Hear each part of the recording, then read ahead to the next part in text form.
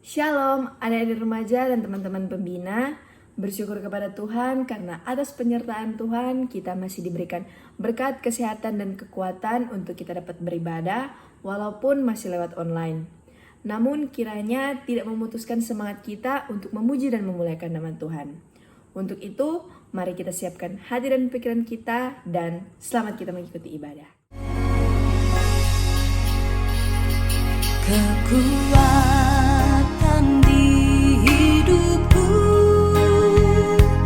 ku dapat dalam Yesus. Dia tak pernah tinggalkanku, setia menopangku, berseru berharap dalam Yesus.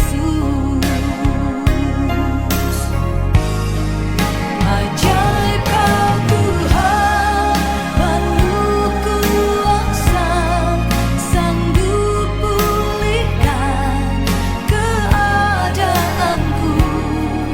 Dalam tangan-Mu seluruh hidupku tak akan goyah selamanya. Ajaib kau Tuhan, penuh kuasa, sanggup pulihkan keadaanku. Dalam tangan-Mu seluruh hidupku tak akan goyah selamanya.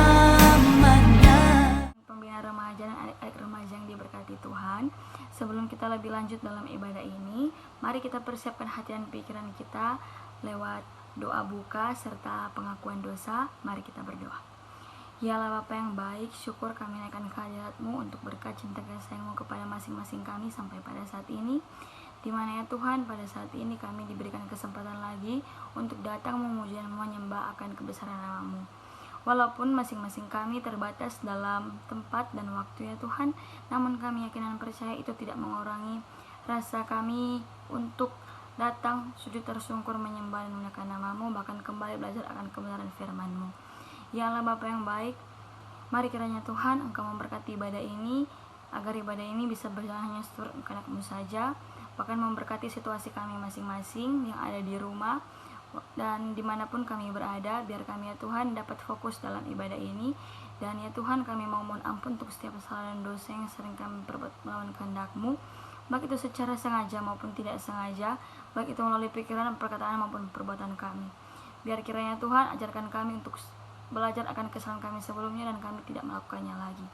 Ya Allah Bapa yang baik, memberkati ibadah ini, memberkati masing-masing kami. Demi Kristus Tuhan yang hidup, haleluya, puji Tuhan, amin. Shalom, selamat sore rekan-rekan pembina remaja serta adik-adik remaja yang dikasihi dan diberkati Tuhan. Pada saat ini kita akan membaca serta belajar dari kebenaran firman Tuhan. Namun sebelum itu, kita minta kekuatan daripada Tuhan. Kita satu dalam doa. Bapa kekal dalam kerajaan sorga, ini kami ya Tuhan, anak-anak-Mu, pembina remaja serta adik-adik remaja, Jemaat Gemim Yordan, kami yang boleh ada pada saat ini, kami mau bersekutu di hadapan-Mu ya Tuhan, dan mau belajar dari kebenaran firman-Mu. Tuhan Yesus, kami mohon pertolongan-Mu, hikmat daripada-Mu, agar supaya firman Tuhan yang akan kami baca serta akan kami renungkan sebentar, itu boleh kami pahami, firman Tuhan itu boleh masuk ke dalam hati kami, dan boleh berbuah dalam kehidupan kami. Ya Tuhan, urapilah juga hamba-Mu ini, yang akan membawakan firman-Mu, agar supaya dia boleh berkata-kata sesuai dengan kehendak Tuhan saja. Ya Tuhan, inilah doa kami, dalam nama Tuhan Yesus Kristus, kami bawa doa ini. Amin. Teman-teman, kita akan membaca Alkitab dalam kitab 1 Samuel pasal 8,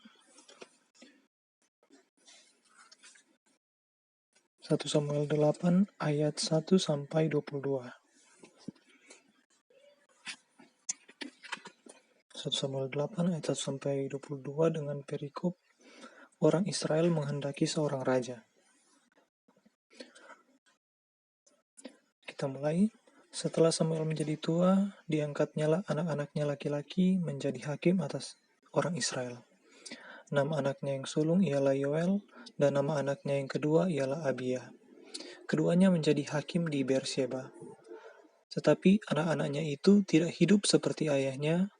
Mereka mengejar laba, menerima suap, dan memutarbalikkan keadilan. Sebab itu, berkumpullah semua tua-tua Israel. Mereka datang kepada Samuel di Rama dan berkata kepadanya, "Engkau sudah tua dan anak-anakmu tidak hidup seperti engkau. Maka angkatlah sekarang seorang raja atas kami untuk memerintah kami seperti pada segala bangsa-bangsa lain." Waktu mereka berkata, "Berikanlah kepada kami seorang raja untuk memerintah kami," perkataan itu mengesalkan Samuel. Maka berdoalah Samuel kepada Tuhan. Tuhan berfirman kepada Samuel, "Dengarkanlah perkataan bangsa itu dalam segala hal yang dikatakan mereka kepadamu. Sebab bukan engkau yang mereka tolak, tetapi akulah yang mereka tolak, supaya jangan aku menjadi raja atas mereka. Tepat seperti yang dilakukan mereka kepadaku sejak hari aku menuntun mereka keluar dari Mesir sampai hari ini, yakni meninggalkan aku dan beribadah kepada Allah lain, demikian juga dilakukan mereka kepadamu. Oleh sebab itu, dengarkan permintaan mereka, hanya peringatkanlah mereka dengan sungguh-sungguh, dan beritahukanlah kepada mereka apa yang menjadi hak raja yang akan memerintah mereka." Dan Samuel menyampaikan segala firman Tuhan kepada bangsa itu yang meminta seorang raja kepadanya. Katanya, "Inilah yang menjadi hak raja yang akan memerintah kamu itu. Anak-anakmu laki-laki akan diambilnya dan dipekerjakannya pada keretanya dan pada kudanya, dan mereka akan berlari di depan keretanya. Ia akan menjadikan mereka kepala pasukan 1.000 dan kepala pasukan 50. Mereka akan membajak ladangnya dan mengerjakan penuaian baginya. Senjata-senjatanya dan perkakas keretanya akan dibuat mereka. Anak-anakmu perempuan akan diambilnya sebagai juru campur rempah-rempah, juru masak, dan juru makanan. Selanjutnya dari ladangmu, kebun anggurmu, dan kebun zaitunmu akan diambilnya yang paling baik dan akan diberikannya kepada pegawai-pegawainya. Dari gandummu dan hasil kebun anggurmu akan diambilnya 1/10 dan akan diberikannya kepada pegawai-pegawai istananya dan kepada pegawai-pegawai yang lain. Budak-budakmu laki-laki dan budak-budakmu perempuan, ternakmu yang terbaik dan keledai-keledaimu akan diambilnya dan dipakainya untuk pekerjaannya. Dari kambing dombamu akan diambilnya 1/10 dan kamu sendiri akan menjadi budaknya. Pada waktu itu, kamu akan berteriak karena rajamu yang kamu pilih itu, tetapi Tuhan tidak akan menjawab kamu pada waktu itu." Tetapi bangsa itu menolak mendengarkan perkataan Samuel dan mereka berkata, "Tidak, harus ada raja atas kami. Maka kami pun akan sama seperti segala bangsa-bangsa lain. Raja kami akan menghakimi kami dan memimpin kami dalam perang." Samuel mendengar segala perkataan bangsa itu dan menyampaikannya kepada Tuhan. Tuhan berfirman kepada Samuel, "Dengarkanlah permintaan mereka dan angkatlah seorang raja bagi mereka." Kemudian berkatalah Samuel kepada orang Israel itu, "Pergilah masing-masing ke kotanya." Demikian firman Tuhan. Rekan-rekan pembina remaja serta adik-adik remaja yang dikasihi dan diberkati Tuhan, dari kisah yang sudah kita baca ini, ada beberapa hal yang dapat kita ambil.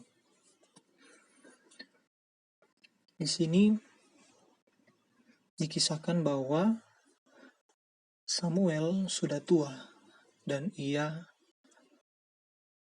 menyerahkan tongkat estafet kepemimpinan bangsa Israel kepada kedua anaknya. Namun, ternyata anak-anak Samuel tidak seperti Samuel. Mereka berlaku curang. Mereka menerima suap dan tidak adil. Tidak berlaku adil. Nah, hal ini dijadikan kesempatan bagi bangsa Israel untuk datang kepada Samuel menyampaikan keinginan mereka. Mereka menginginkan seorang raja. Namun, apakah pilihan mereka ini tepat? Apakah keinginan mereka ini sesuai dengan yang Tuhan kehendaki? Teman-teman yang dikasihi dan diberkati Tuhan, mereka berpikir bahwa sistem yang ada sekarang itu kurang baik, di mana bangsa mereka dipimpin oleh seorang hakim yang kemudian turun ke anaknya. Mereka menghendaki suatu sistem yang lain, karena itu mereka melihat bangsa-bangsa lain yang ada di sekitar mereka. Akan tetapi, bisa dikatakan kemauan mereka ini justru keliru, justru aneh. Sebab dalam kerajaan atau raja itu dipilih oleh anak tertua dari raja sebelumnya. Jadi di sini mau ditunjukkan bahwa apa yang sebenarnya diminta oleh bangsa Israel itu justru akan menyusahkan mereka. Ya. Jadi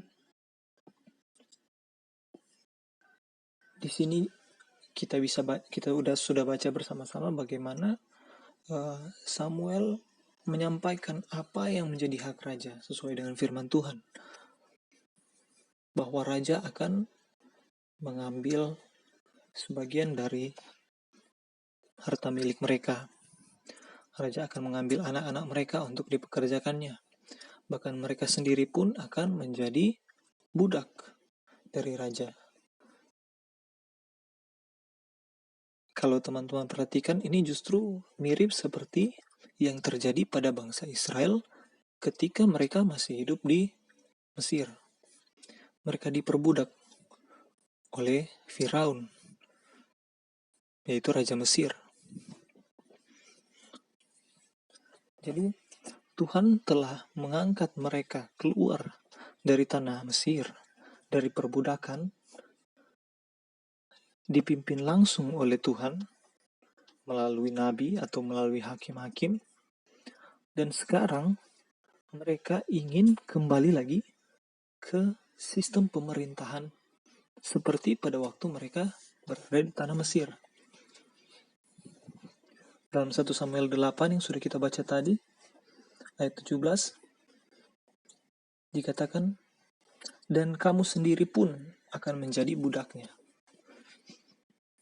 Jadi ini adalah konsekuensi yang sudah disampaikan langsung oleh Samuel, sudah diperingatkan oleh Samuel. Namun apa yang menjadi respon bangsa Israel waktu itu? Ayat 19 dikatakan, tetapi bangsa itu menolak mendengarkan perkataan Samuel, dan mereka berkata, tidak, harus ada raja atas kami. Jadi di sini kita bisa lihat bangsa Israel, mereka mengesampingkan firman Tuhan dan mengikuti keinginan mereka sendiri, yaitu supaya jadi sama seperti dunia. Jadi kita bisa lihat di sini apa yang kita bisa pelajari. Ya. Firman Tuhan sudah jelas mengingatkan bangsa Israel konsekuensi yang akan mereka tanggung ketika mereka memiliki seorang raja. Namun mereka bersikeras agar supaya permintaan mereka dipenuhi.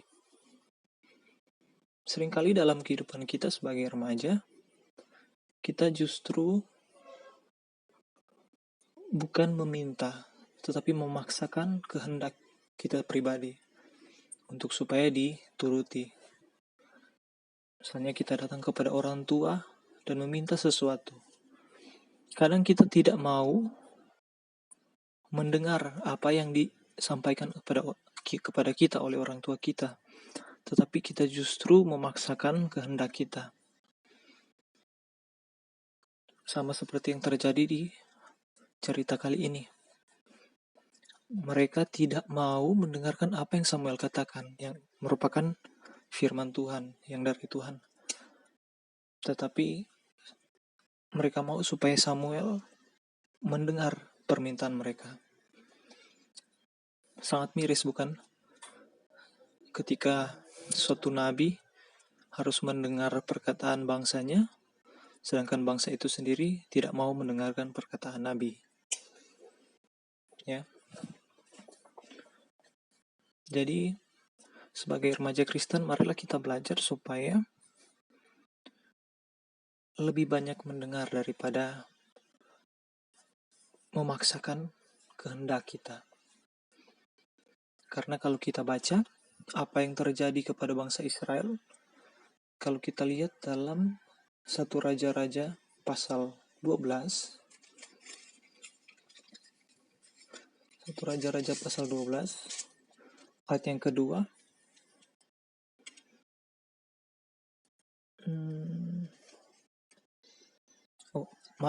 ayatnya yang keempat, 1 Raja-Raja 12 ayat 4. Di situ konteksnya seperti ini. Raja Salomo telah mati, kemudian digantikan oleh Rehabeam, anaknya. Ketika itu, bangsa Israel datang berkumpul dan menyampaikan hal ini. 1 Raja-Raja 12 ayat 4.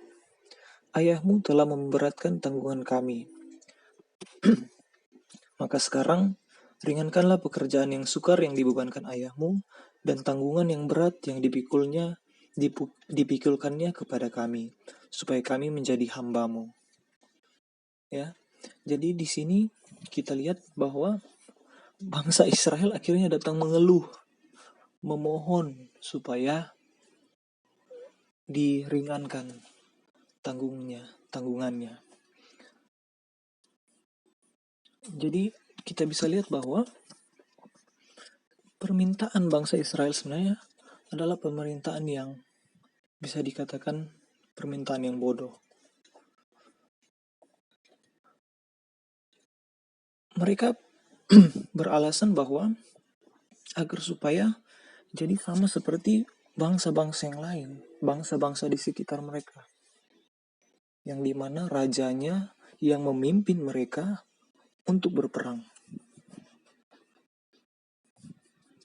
Miris sekali, bukan? Karena kalau kita baca sebelumnya, yang memimpin perang mereka itu justru bukanlah nabi atau bukanlah hakim-hakim, tapi Tuhan yang memimpin mereka dalam berperang. Itulah sebabnya Tuhan berkata kepada Samuel, bukan mereka yang 1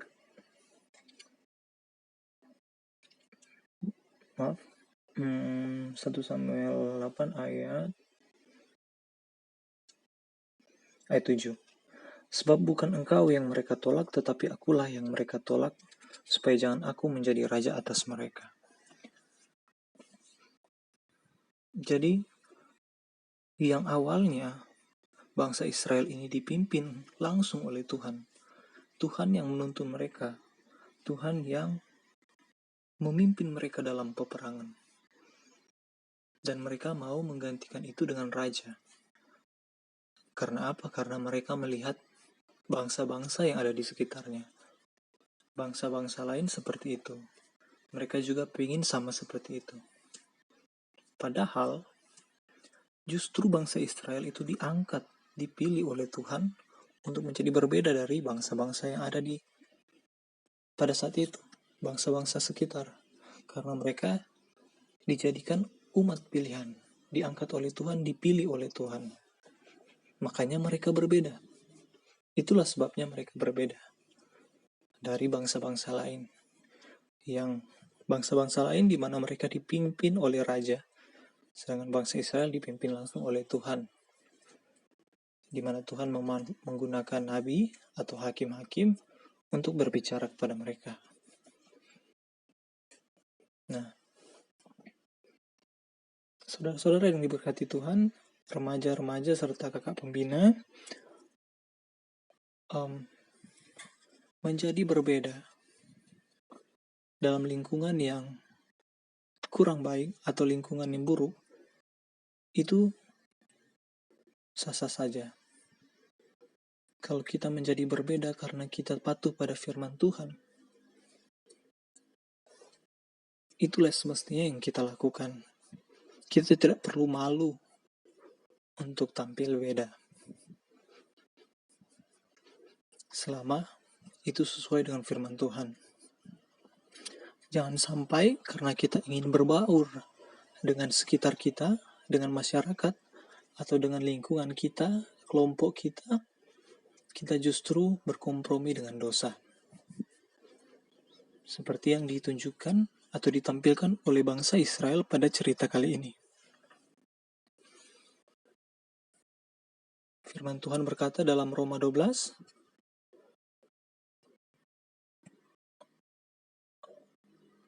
janganlah kamu serupa dengan dunia ini, tetapi berubahlah oleh pembaharuan budimu. Jadi memang orang Kristen itu diangkat untuk menjadi berbeda, untuk menjadi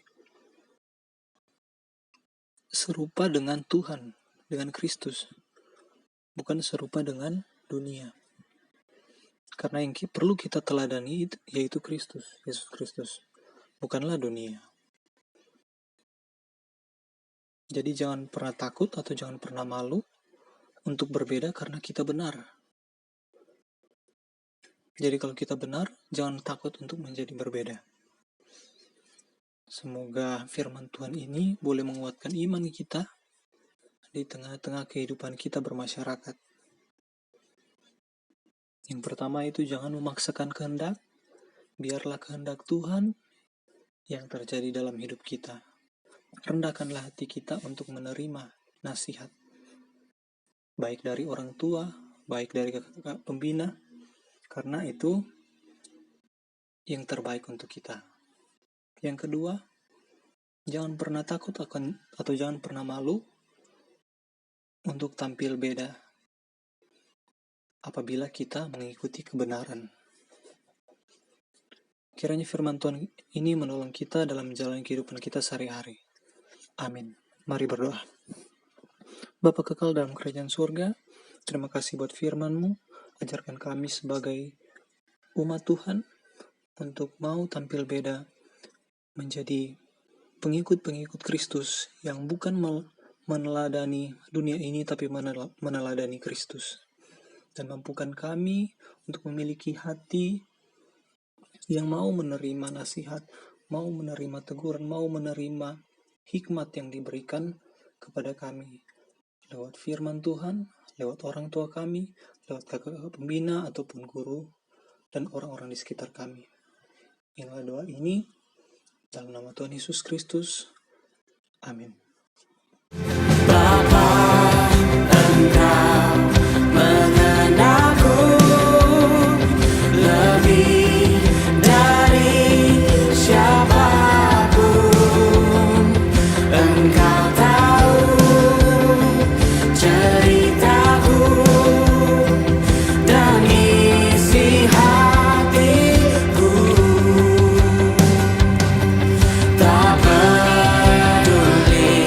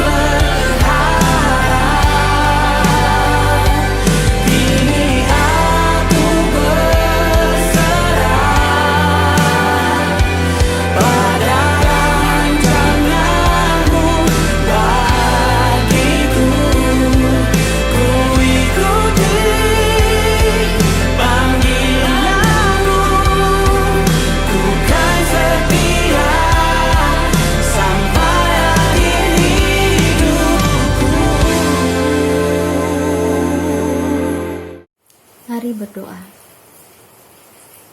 Bapa kekal di dalam kerajaan surga, kami mengucap syukur kehadirat-Mu yang kudus ya Bapa, atas anugerah yang Engkau beri dalam kehidupan kami.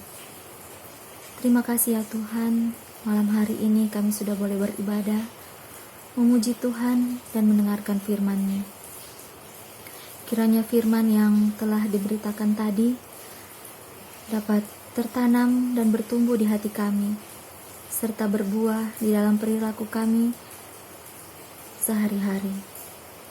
Bapa di dalam kerajaan surga, saat ini kami mau berdoa untuk pelayanan remaja Jemaat Kemim Yordan.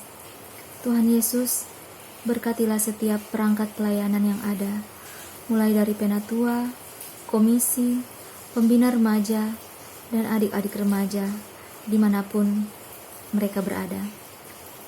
Tuhan Yesus, jaga dan lindungilah kami, berikan sehat dan kuat bagi kami semua. Berikan hikmat yang berasal daripada-Mu ya Tuhan.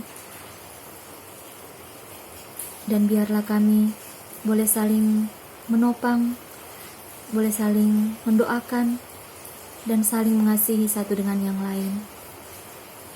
Bapa di dalam surga, berkatilah pekerjaan kami, berkatilah pendidikan kami, berkati pelayanan kami ya Tuhan. Berkati cita-cita dan harapan kami. Kami tahu Engkau telah menyiapkan masa depan yang cemerlang bagi kami anak-anak-Mu. Oleh karena itu ya Tuhan, seluruh kehidupan kami sebagai pembina remaja maupun adik-adik remaja Jemaat Kemim Yordan, kami hanya menyerahkan ke dalam tangan Tuhan yang penuh kasih karunia. Bapa di dalam kerajaan surga, saat ini juga kami mau mendoakan orang tua kami yang selalu menjaga kami dan membimbing kami. Berilah orang tua kami kesehatan, kekuatan, bahagia, dan hikmat kebijaksanaan yang berasal daripada Tuhan, agar mereka dapat membimbing dan mendidik kami dengan baik, sesuai dengan kehendak Bapa di surga. Ya Tuhan Yesus, kami juga mau mendoakan bangsa dan negara kami Indonesia yang saat ini mengalami kecemasan dan kekhawatiran karena adanya pandemi COVID-19. Tuhan Yesus, kami hanya manusia biasa ya Tuhan, yang penuh dengan rasa takut, penuh dengan rasa khawatir. Tapi kami punya Tuhan yang maha besar. Kami punya satu-satunya penolong, yaitu Engkau ya Tuhan. Oleh karena itu kami hanya mau berserah kepadamu. Kami hanya mau menaruh pengharapan kami kepadamu ya Tuhan. Tolonglah kami. Sertai kami ya Tuhan. Beri kekuatan bagi kami semua bangsa Indonesia agar mampu melewati kondisi yang saat ini sedang kami hadapi. Bapa di dalam kerajaan surga, keberadaan, kehidupan bangsa Indonesia, kami hanya menyerahkan ke dalam tangan Tuhan. Biarlah Engkau mau pulihkan setiap keadaan yang ada, setiap kondisi yang sedang kami hadapi saat ini Tuhan. Biarlah Engkau mau pulihkan semuanya itu menjadi lebih baik dan lebih indah nantinya. Bapa di dalam kerajaan surga, kehidupan kami, bangsa Indonesia, kami hanya menyerahkan dalam tangan kasih Tuhan. Bapa di dalam kerajaan surga, inilah doa kami ya Bapa. Kami bawa di dalam percaya akan anak-Mu Yesus Kristus. Biarlah kehendak-Mu yang jadi atas kami, bukan kehendak kami. Di dalam nama Yesus kami berdoa. Amin. Puji Tuhan, ibadah kita telah selesai. Kiranya firman Tuhan yang kita dengarkan tadi dapat kita terapkan dalam kehidupan kita sehari-hari. Sampai jumpa minggu depan. Tuhan Yesus memberkati kita semua. Damai di hati. Shalom.